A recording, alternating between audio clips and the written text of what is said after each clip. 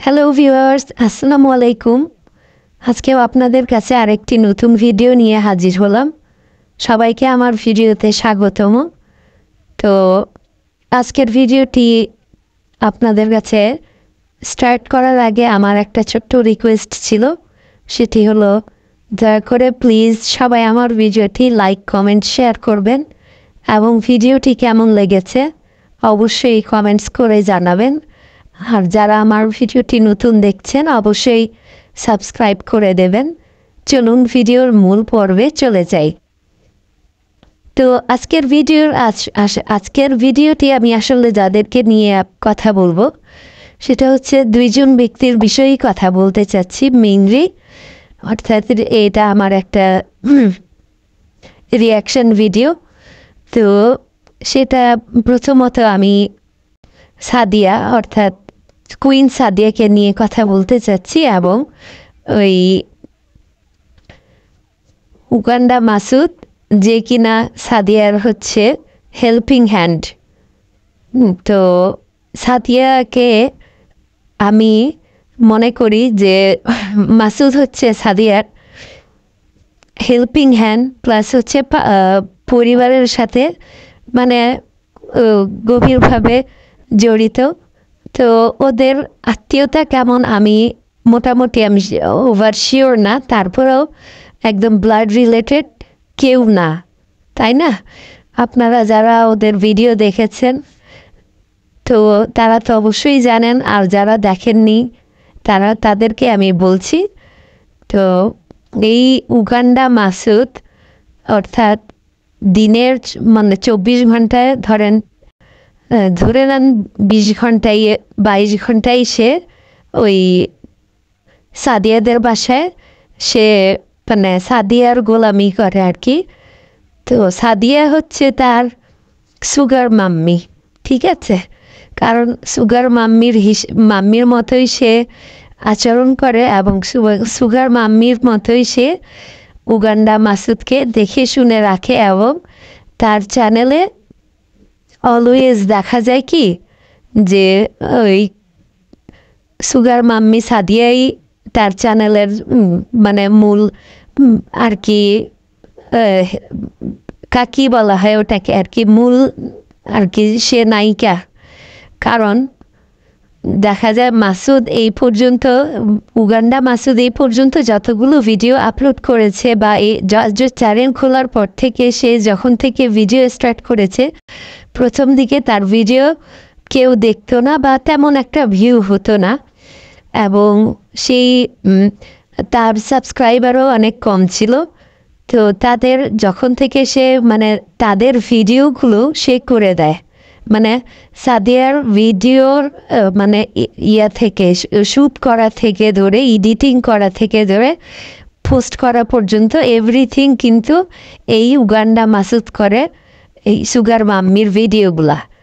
তো সেটা ঠিক আছে গেল। হ্যাঁ, এখন দ্বিতীয়ত হচ্ছে যে ধরেন আপনারা মানে উগান্ডা মাসুদের যদি চ্যানেলে যান আপনারা দেখতে পাবেন যে তার নিজস্ব পরিবারের অর্থাৎ তার নিজের ফ্যামিলির বাবা মা ভাই বোন বা তার নিজের বাসায় করা ভিডিও মানে হাতে গোনা, তাই না?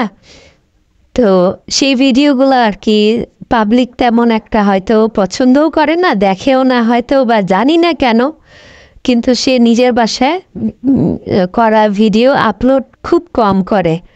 তার ভিডিও আপলোডের সাবজেক্ট হচ্ছে প্রথম হচ্ছে সুগার মাম্মি সাদিয়া, আর দ্বিতীয় হচ্ছে তার মানে ওই করিম ব্যাপারীর পরিবারের প্রত্যেকেই মানে মানে এদের ফ্যামিলির প্রত্যেককেই কাউকে না কাউকে ঘিরে তার ভিডিও থাকে। যেমন হচ্ছে বাদাইম্মা শাহিন আছে, তার ওয়াইফ, তারপরে তার খুকি, তারপরে হচ্ছে মিম, তারপরে আর কে ওই যে আদুরি, তারপরে সাবিনা, তারপরে তিশা আসলে তিশা, মানে ও যারা যারা মোটামুটি ইউটিউব থেকে খুব ভালো ইনকাম করে বা যারা যারা মোটামুটি ইউটিউবে মানে প্রতিষ্ঠিত হয়ে গেছে তাদেরকে নিয়েই তার মানে ইউটিউব জগৎ।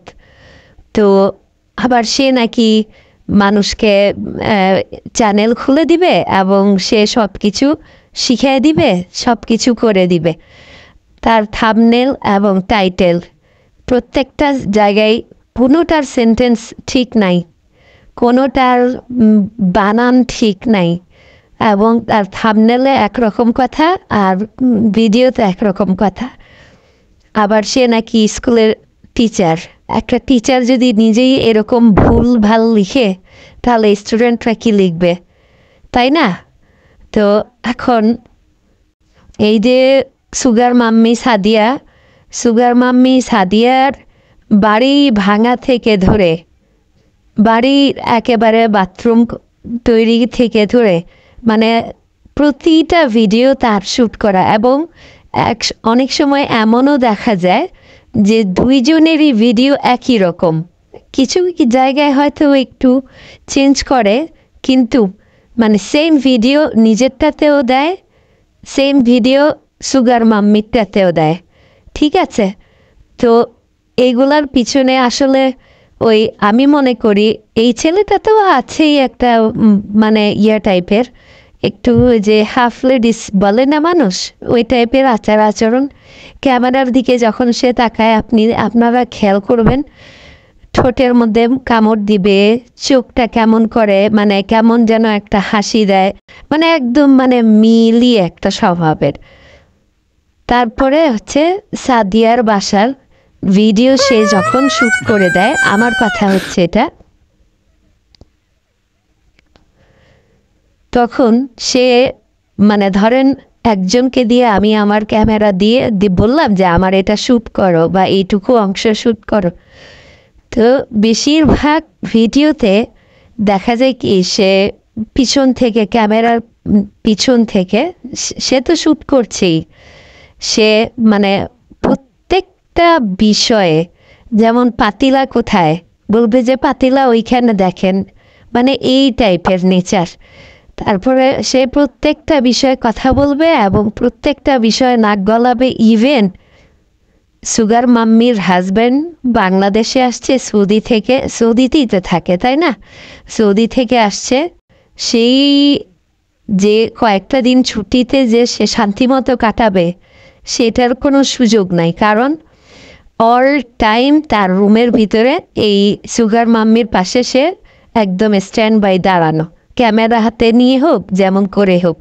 তো সে তো আর ইচ্ছা করে দাঁড়ায় না, তার দুইটা বেনিফিট, সে এখান থেকে কন্টেন্ট নিতে পারে, দ্বিতীয়ত সুগার মাম্মি তাকে অনেক রকম হেল্প করে। এবং সুগার মাম্মির এখানে আপনারা তো জানেন কেন সে সুগার মাম্মি, আমি কেন তাকে সুগার মাম্মি বললাম। আপনারা যারা ওদের ভিডিও দেখেছেন তারা বুঝতেই পারবেন যে সুগার মাম্মি হওয়ার পিছনের কারণটা কি। কারণ তার হাজব্যান্ড থাকে বাহিরে, সে এখানে বাজারে গেলেও উগান্ডা মাসুদকে নিয়ে যাবে, ছেলের স্কুলে গেলেও উগান্ডা মাসুদকে নিয়ে যাবে, তারপরে ফার্নিচার কিনতে গেলেও উগান্ডা মাসুদকে নিয়ে যাবে, তারপরে বাড়ি ভাঙ্গির সময় উগান্ডা মাসুদ ছাড়া হবে না। মানে একটা মাছ কিনলেও উগান্ডা মাসুদ, এই ধরেন একটা ড্রেস কিনতে যাবে বা শাড়ি কিনতে যাবে, মানে তাকে ছাড়া তার একটা মুহূর্তও চলে না। তো এখানে দোষটা কার? দোষ এটা ঠিক না, মানে মনে করেন যে দোষ বলতে এটাই বুঝাচ্ছি যে আমরা তো জানি যে মানুষ অনেক সময় কথায় কথায় বলে থাকে গ্রামের মানুষ, সহজ সরল গ্রামের মানুষ এরকম মানে লাজুক স্বভাবের, কিন্তু এটা তো সম্পূর্ণ আমি দেখলাম ভুল ধারণা, তাই না?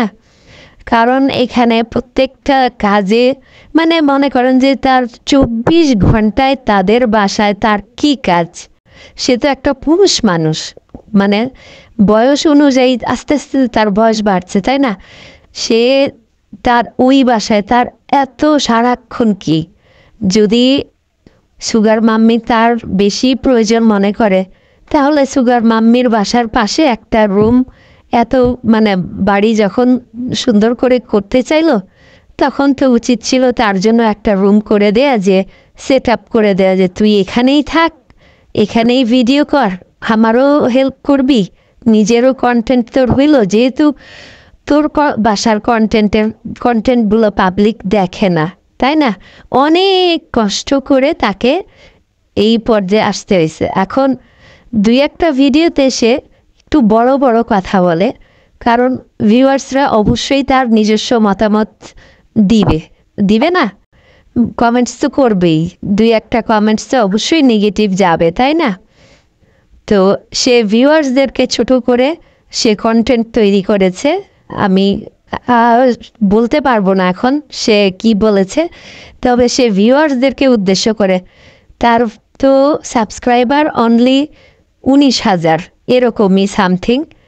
তো সে এখনই যদি সে মনে করে আচ্ছা যে আমাকে উমুকে এটা বলছে, আমি তাড়াতাড়ি একটা কন্টেন্ট তৈরি করি, উমুকে মারা গেছে, আমি তাড়াতাড়ি ওরে নিয়ে কন্টেন্ট তৈরি করি, এগুলো হচ্ছে তার কন্টেন্টের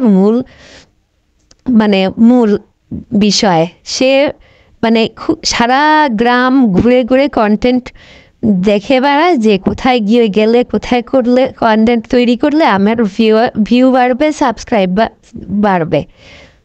তো এত কিছু না করে সুগার মাম্মি সাদিয়ার কাছে একটা রিকোয়েস্ট থাকলো, তোমার হাজব্যান্ড তো কয়দিন পর চলেই যাবে, তোমার হাজব্যান্ডও তো একজন রাজমিস্ত্রি, সে ওই খুকিদের বাড়ির কাজ করার জন্য সে আলাপ করছিল যে আমি কাজটা করে দিব।